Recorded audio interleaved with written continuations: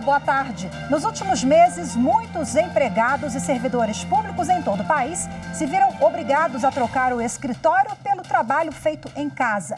Mudanças na rotina provocadas pela necessidade do isolamento social.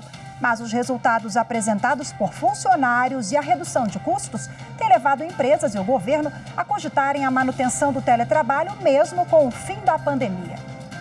Nesta edição do Jornal da Justiça, a gente vai falar sobre essa tendência e os impactos gerados nas relações de trabalho. E você vai ver também. Plenário do Supremo deve julgar ação sobre investigação sigilosa contra servidores identificados como antifascistas. A Rede Sustentabilidade alega que a investigação do Ministério da Justiça seria motivada por perseguição política e ideológica. Justiça de Curitiba autoriza nova fase da Operação Lava Jato. Grupo pagava propina a executivos da Petrobras para fraudar licitações. E ainda, Conselho Nacional de Justiça faz seminário sobre a participação feminina nos concursos para a magistratura. A igualdade de gênero deve ser um objetivo a ser perseguido pelos órgãos de justiça mediante a adoção de medidas concretas.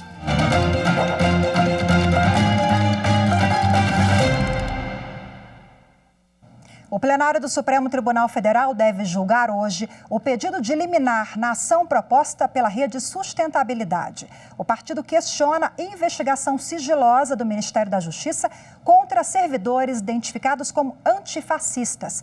A relatora é a ministra Carmen Lúcia. A Rede Sustentabilidade alega que a investigação do Ministério da Justiça seria motivada por perseguição política e ideológica. Na ação, o partido afirma que há evidente violação de diversos preceitos fundamentais previstos no artigo 5º da Constituição, como a liberdade de expressão, direito à intimidade, à vida privada e à honra, liberdade de reunião e de associação. A Rede Sustentabilidade argumenta ainda que a investigação teria sido aberta contra um grupo de 579 servidores federais e estaduais de segurança e 3 professores universitários, identificados como integrantes do movimento antifascismo. O partido pede a suspensão imediata da produção e da disseminação de informações de inteligência sobre o grupo de servidores, a remessa dos conteúdos já produzidos ao STF para análise e a abertura imediata de inquérito pela Polícia Federal para apurar eventual prática de crime pelo ministro da Justiça e Segurança Pública e subordinados. E ontem a ministra Carmen Lúcia determinou que o Ministério da Justiça encaminhe a todos os ministros do STF a cópia de documentos entregues no caso da suposta investigação sigilosa de servidores. Na segunda-feira, a ministra recebeu o material do Ministério da Justiça para esclarecimentos na ação. Na decisão desta terça, Carmen Lúcia determinou que seja enviada a cópia integral do material também aos demais ministros da Corte, assegurado o sigilo necessário. O Tribunal Superior Eleitoral manteve o mandato de uma vereadora da cidade de Lusiânia, em Goiás. No mesmo processo, os ministros decidiram não estabelecer uma tese para definir o que poderia caracterizar o abuso de poder religioso. Veja agora os destaques da sessão de terça-feira. O plenário continuou o julgamento de um recurso de Valdirene Tavares dos Santos. Ela foi eleita vereadora pela cidade goiana de Lusiânia em 2016. Mas o Ministério Público Eleitoral acusou Valdirene de abuso de poder religioso. Isso porque ela teria pedido votos durante reunião em uma igreja evangélica. O relator do processo foi o ministro Edson Fachin, que entendeu não haver provas o suficiente para cassar o mandato da política. Nesse ponto, o ministro Fachin foi acompanhado pelo plenário. Nem a Constituição, nem a legislação eleitoral contemplam expressamente a figura do abuso do poder religioso. Ao contrário, a diversidade religiosa constitui direito fundamental nos termos do inciso 6 do artigo 5º, o qual dispõe que é inviolável a liberdade de consciência e de crença, sendo assegurado o livre exercício dos cultos religiosos e garantida, na forma da lei, a proteção aos locais de culto e às suas liturgias. Ao votar, o ministro Edson Fachin propôs que supostos casos de abuso de poder religioso deveriam ser analisados em ações de investigação judicial eleitoral. Mas esse ponto foi negado pelo plenário. Não vejo como conceber o abuso de poder religioso de forma autônoma. Para concluir que não subscrevo a possibilidade de processamento da AGES fundada exclusivamente em abuso de poder religioso. A instrução demonstrou que se tratou de um discurso de menos de 3 minutos para aproximadamente 30 a 40 jovens nas instalações da instituição religiosa. Não teria havido, ainda segundo consta dos autos, pedido expresso de voto ou menção a eleições. O padre não pode excomungar o fiel que não aderiu ao candidato da sua preferência. Isso seria claramente um abuso. Os ministros também suspenderam uma resolução que previa a realização das primeiras eleições no município de Boa Esperança, em Mato Grosso. O plenário manteve a decisão liminar do ministro Edson Fachin, que considerou que a resolução tinha sido aprovada pelo TRE do Estado após o prazo limite para valer nas eleições deste ano. Com isso, os eleitores da cidade vão ser distribuídos em zonas eleitorais de Sorriso e Novo Biratã. Teria sido inobservado o requisito de que a criação de novos municípios somente poderia ocorrer até o ano imediatamente anterior à realização das eleições ou de eleições locais. Que o Tribunal Regional Eleitoral do Estado do Mato Grosso identificou acertadamente que a Lei Estadual 7264 frui de existência e validade, bem como teve sua eficácia suspensa. Nada obstante esse acerto, o TRE imprimiu a interpretação que foi, pelo menos assim me parece, inexistente na decisão do Tribunal de Justiça do Estado do Mato Grosso. Da leitura do acórdão no mandado de segurança, não se extrai, em qualquer passagem, decisão do Poder Judiciário limitadora do período de suspensão da executoriedade daquela Lei Estadual 7264. E pela primeira vez, a Justiça Eleitoral vai convocar mesários por meio de mensagens de e-mail, WhatsApp e ligações telefônicas. A novidade vai ser adotada como uma opção por cada Tribunal Regional Eleitoral. A ideia é garantir mais comodidade ao cidadão e contribuir para a manutenção do isolamento social diante da pandemia de Covid-19. O treinamento dos mesários também será feito preferencialmente de forma online. E veja no próximo bloco, home office apresenta resultados positivos e pode ser mantido mesmo quando a pandemia terminar. O que muda nas relações entre empresas e empregados? Assunto para o próximo bloco, a gente mostra já já.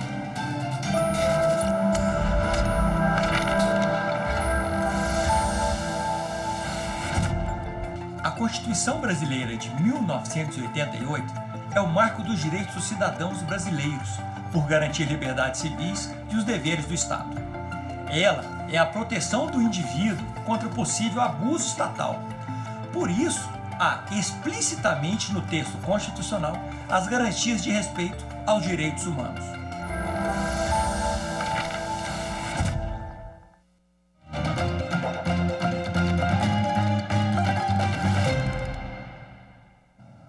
Em cooperação com o Ministério Público, a Polícia Federal realizou hoje mais uma fase da Operação Lava Jato, chamada Navegar é Preciso. Os empresários e irmãos German Efromovic e José Efromovic foram presos em São Paulo. Eles são donos do estaleiro Ilha S.A., que tem contrato de construção de navios com a Transpetro.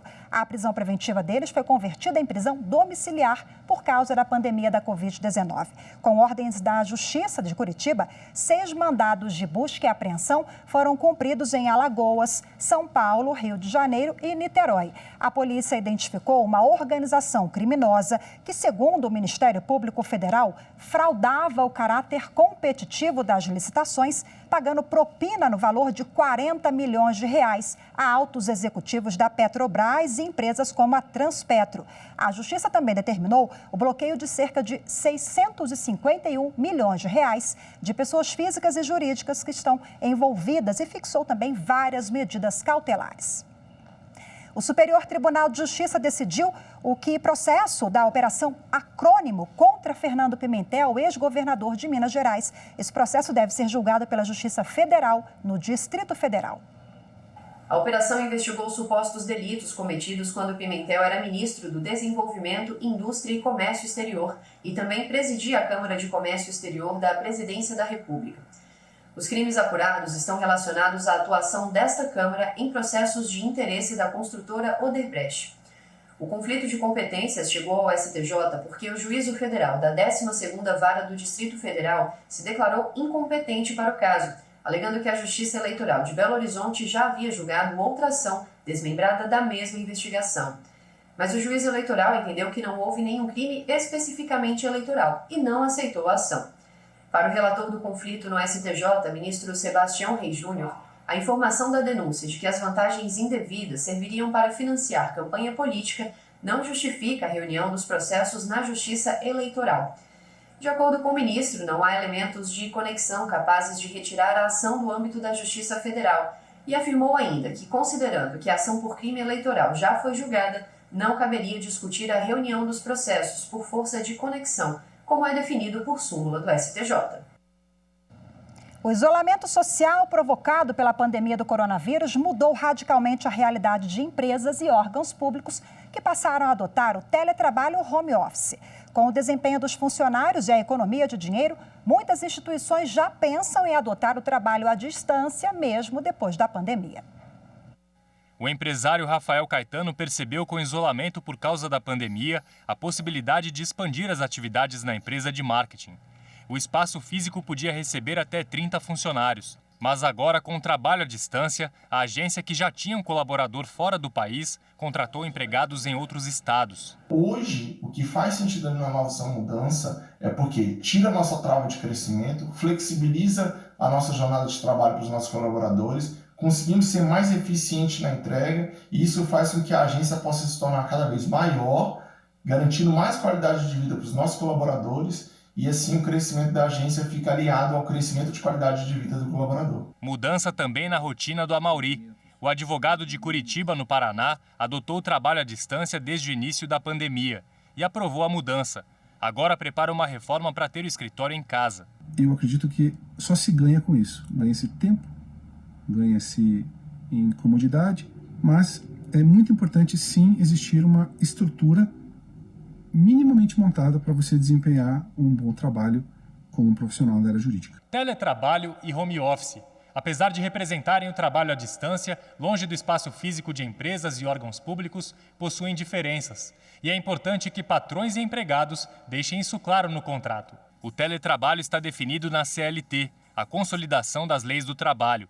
Quando a atividade profissional ocorre desta forma, o trabalhador não tem direito a intervalo e horas extras. Também não ocorre o controle sobre as horas efetivamente trabalhadas e deve haver um acordo sobre o fornecimento de equipamentos e materiais necessários para o trabalho à distância.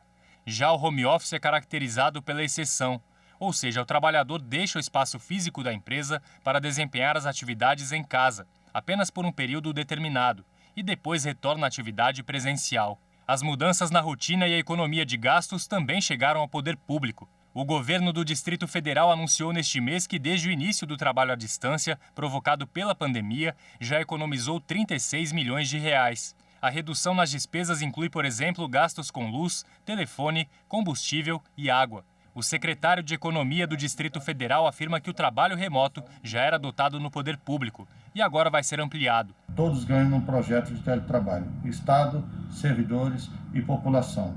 Hoje, são mais de 48 mil servidores que usam diariamente os sistemas que dão suporte ao teletrabalho. Esse ambiente de tecnologia que prepara o teletrabalho, que oferece o teletrabalho, ele está sendo ampliado, está sendo desenvolvido para incluir novas ferramentas. E agora, ainda sobre esse assunto, eu converso ao vivo pelo Skype com a especialista em Direito do Trabalho, doutora Caroline Gualda. Muito obrigada pela participação. Boa tarde, doutora Carolém. Boa tarde, tudo bem? Muito obrigada. Tudo jóia. Nós acompanhamos na reportagem do Gabriel que essa já é uma realidade e na prática significa economia para os cofres públicos, para quem consegue se adaptar no trabalho em casa, é bom também para ambas as partes, né? Mas existe alguma regulamentação em torno desse home office que proteja o trabalhador? Sim, na verdade, o home office ou o teletrabalho, ele deve estar prescrito no contrato de trabalho desse empregado. Então, esse trabalhador que ficou em home office em razão da pandemia, ele deve ser feito agora um aditivo ao seu contrato de trabalho para que ele passe efetivamente a trabalhar em sistema de teletrabalho. Então, o teletrabalho deve ser regulamentado e deve constar no contrato de trabalho e aí constando todos os requisitos, né, com relação à ergonomia, com relação aos itens que a empresa vai utilizar, vai fornecer para esse trabalho, com relação também aos custos, eventualmente se a empresa vai arcar com alguma parte dos custos ou não. Então, todos esses requisitos, todos esses itens devem estar regulamentados num contrato ou no aditivo ao contrato de trabalho desse trabalhador, que já está em home office ou no teletrabalho. Agora, como é que fica a questão do horário, da carga horária? O trabalhador precisa estar disponível ali o dia inteiro, pode ser acionado por WhatsApp, hoje é muito comum, né? A tecnologia permite isso. E o salário também, ele pode ser reduzido? Não, na verdade o salário ele se mantém o mesmo, não há nenhum ajuste, nenhuma possibilidade de redução só em razão do home office.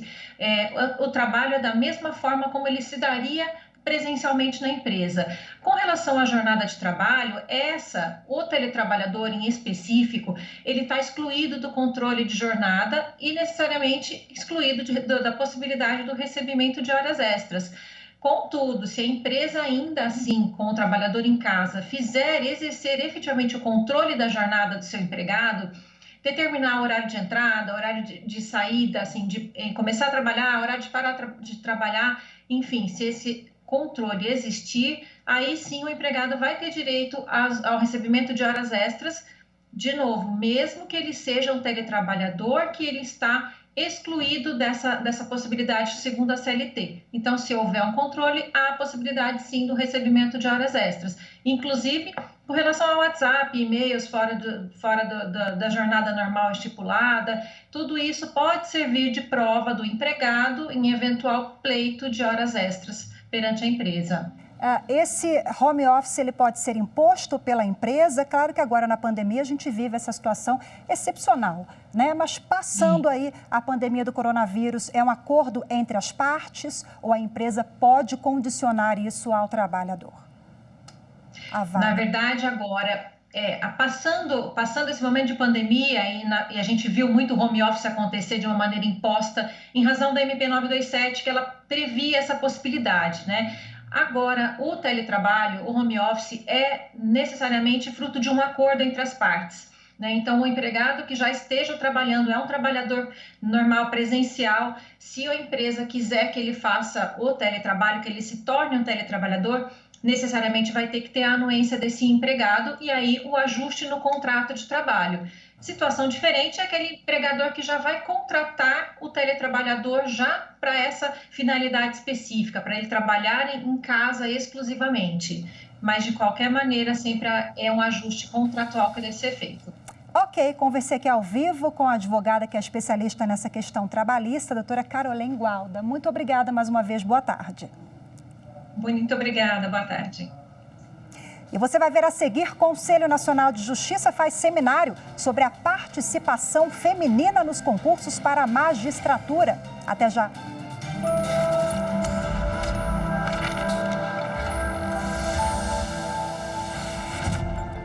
Você sabia que antes da Constituição de 88, os filhos que fossem advindos fora do casamento teriam que ser reconhecidos por testamento cerrado?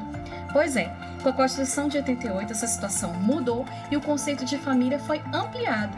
E filho é filho, não precisa ser dentro do casamento ou fora do casamento.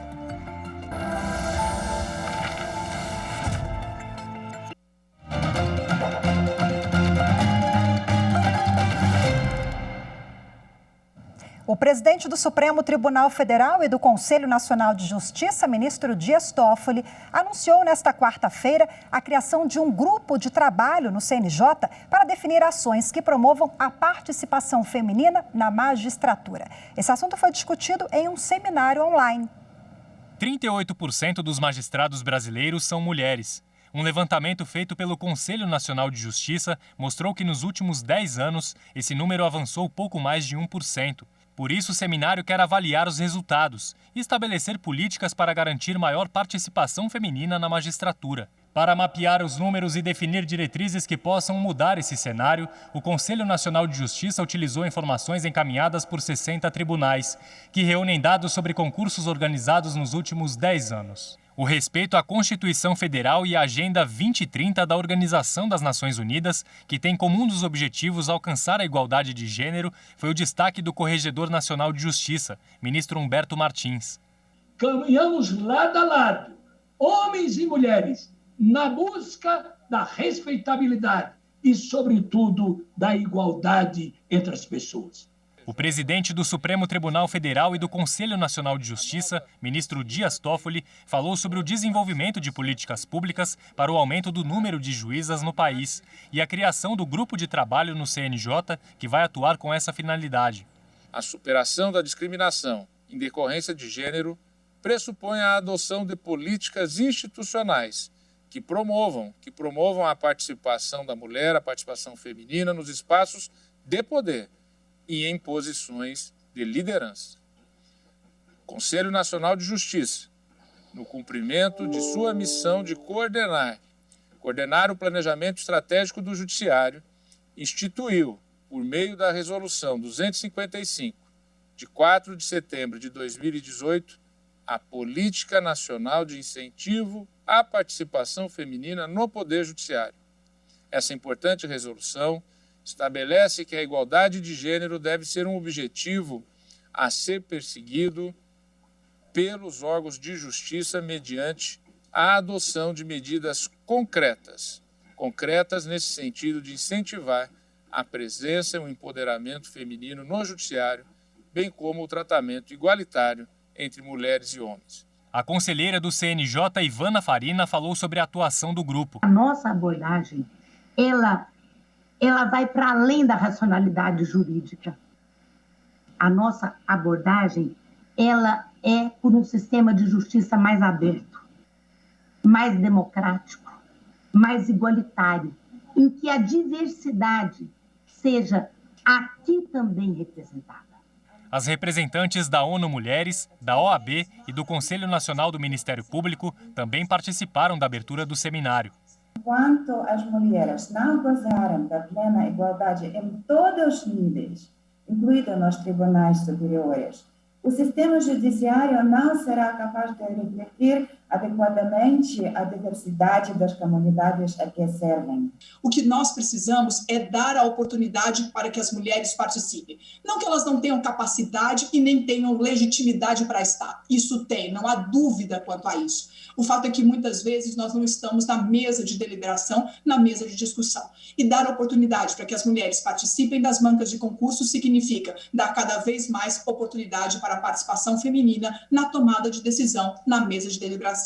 No primeiro dos 3 painéis, a diretora do Departamento de Pesquisas Judiciárias do CNJ, Gabriela Moreira, apresentou estatísticas da participação das mulheres em bancas e comissões organizadoras de concursos nos últimos anos.